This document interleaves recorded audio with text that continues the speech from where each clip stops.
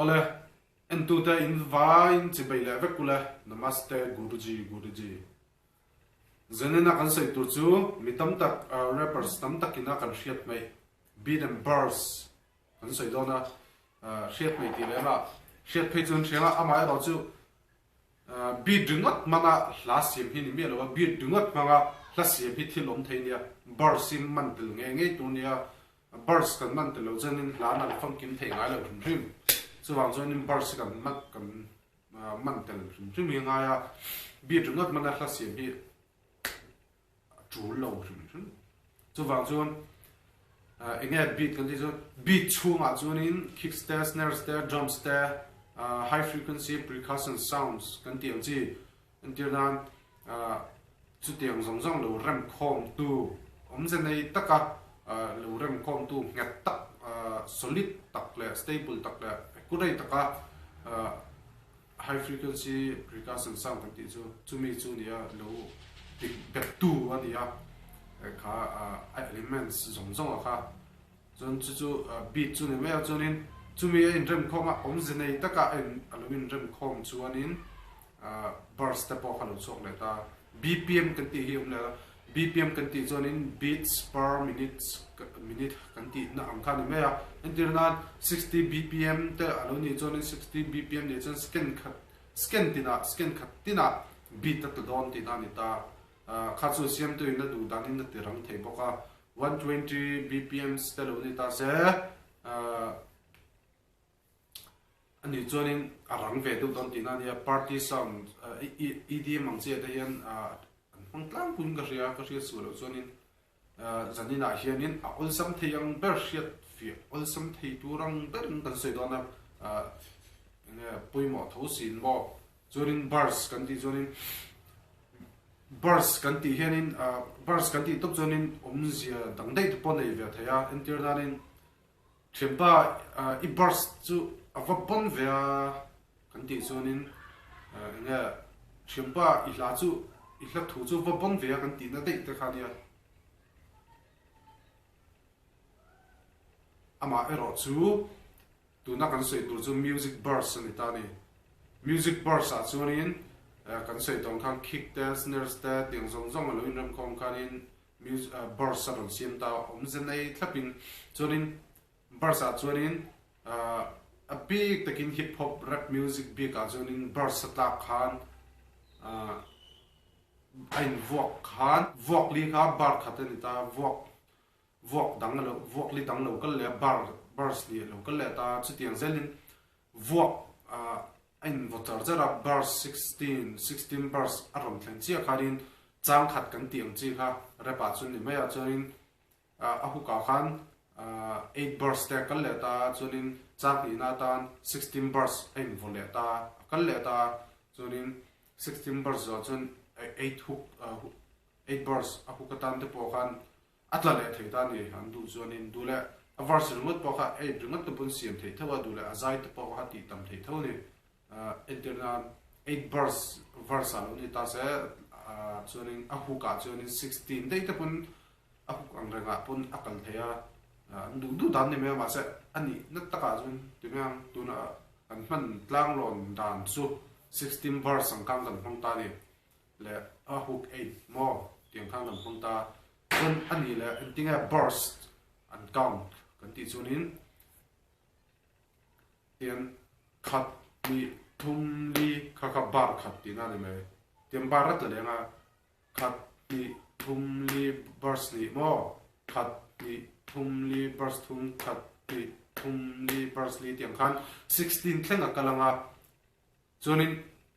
16 thleng akalanga ahu kan ni le nga khat ni thum li tiang khan voili khabar khat ni am khan bariat akalta ka khan tiang zel khan ni maya a bar kam dan chu chonin ai chip cherin kan sei don chonin khat ni thum ni tirmot lovin dula a tempo zerin arang theita hi tia kan kam kha chu a tempo rang le khat ni thum li kan ti the a tempo mong do le khat ni thum li te po kan ti the a BPM zer khan ni ya metronome te po ni mai the chuan ani le ai chip chiar chuan tinga kan soi kan ti chuanin bar khat kan count ang tu na 1 and 2 and 3 and 4 and more ka bar khat ani 1 and 2 and 3 and 4 and ka bar ni bars ni more tiang kham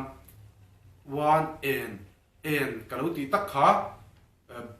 vok khat le vok ni inkara vok ta kha ni ta ni 1 and 2 more bar khat vok khat le vok ni inkara lo tla kha en ka ti kha khata te khan du alak thei ni du chuan internan mi tam tak Eminem ang te hau hian an mang na samo Joyner Lucas te Travis McCoy te an tam mai Yellow Wolf te pon ni an J. Cole te Hobson te pon an mang na sa an mang bai Tyrell mo Honey B kan tiang chi te pon an mang na sa 1 and 2 and 3 and 4 and 1 and 2 and 3 and 4 and tiang khanin an tam taw la du huna Eminem te phei chuan a khaya te la tia khaya chi ta khan la harta dule ena te po khan ala le a dule tia na tum le a vo ka te ma se om zia nei thap tho ni a dik vek thap tho ni tiang kha har me ma zir tham loi ania zir chau vela a that ka ringa chanju mi tam tak chen thiam to tu na lo ti thar ho hiam ka du sakawang ka ril chewa lo zir ve ram ro chanju re pa lu ta ro pi chi a lo in bar si ria ta lai chuan tinga line phuang kan ti chun he ti bar khatiana kalta wo khat ni thum li bar khat chung vok li chu bar khat kan ti do ha vok li chunga vok li chunga khan in not te khatian i hla thu te khatian in khunga chuanin ti khani khung zelanga vok li lo thlen vela khan i dule i flow kha i thak le dei thaya i du chuan dule e ta pui thak thaya flow ngai ngot kal lovin flow ngai ngot e kal chuanin beat chi thiam ti na ne me bars kan sei to chuanin flow hi chen changai ni khat ni thum li ta te khan not te khain khung velanga e ta te khan in top lenga a hu ka te khan in tian na do khan in ti chuk na chuanin scan versa ron lu che han flow dang dei te khan i ti lenga tiang tu chu ni chuanin entirna mai ka la pakhat ka ron ti ve chin mai ang i chu hemi tempo hianin ka ron ti chinanga en ti khuna nge person za ta nge flow ko chen cha en person za nge ka drop ti kha in lo ngai thla tak a in lo zir tak ani ti chian nan comment section a khan bar an za nge ka drop a en ti bar a nge bar an za ta nge flow ko chen ti kha ron comment ram turin ka ron ngen chau de tian